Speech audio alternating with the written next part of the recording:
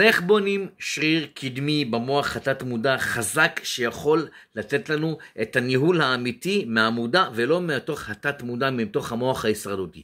א', נשימות.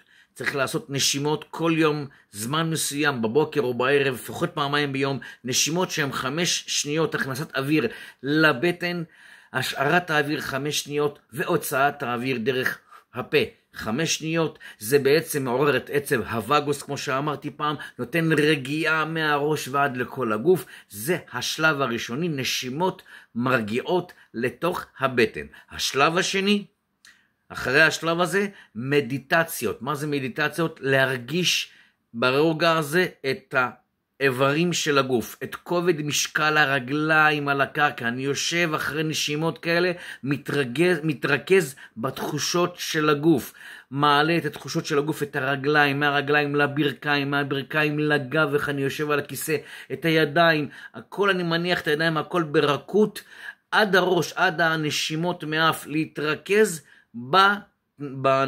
בתנועות של הגוף, במשקל של הגוף, בבגדים שיושבים עליי, בכל דבר שהוא שייך לגוף, בתחושות. הדבר השלישי זה להרגיש לפחות 5 צבעים, להסתכל על 5 צבעים, ירוק, אדום, כחול, צהוב באותו זמן, גם ברחוב, גם באותו רגע של מדיטציה.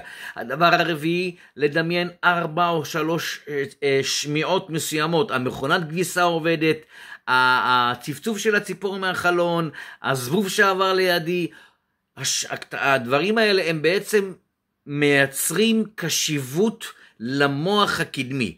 יום אחרי יום, שעושים את זה לפחות פעמיים ביום בתחנה של 10 דקות או 5 דקות, כמה שאדם יכול לעשות, זה פשוט בונה שריר קדמי, ובעצם הוא נותן את כל הכוח למוח התת מודע, אז המוח ההישרדותי נחלש. מה אנחנו מרוויחים? מרוויחים שדם זורם למוח הקדמי, למודע, ולא להישרדותי. ברגע שאדם זורם לו דם למוח ההישרדותי, הוא תמיד יהיה כעסן, הוא תמיד יהיה עצום, הוא תמיד יהיה שליטה של רגשות לא טובים. אבל כשהוא מחזק את המוח הקדמי, את המנכ"ל של המוח, את המודע, וזורם לשם דם על ידי כל המדיטציות שאמרנו וכל הניסיונות האלה, בעצם מה שקורה הוא מזרים דם לפה.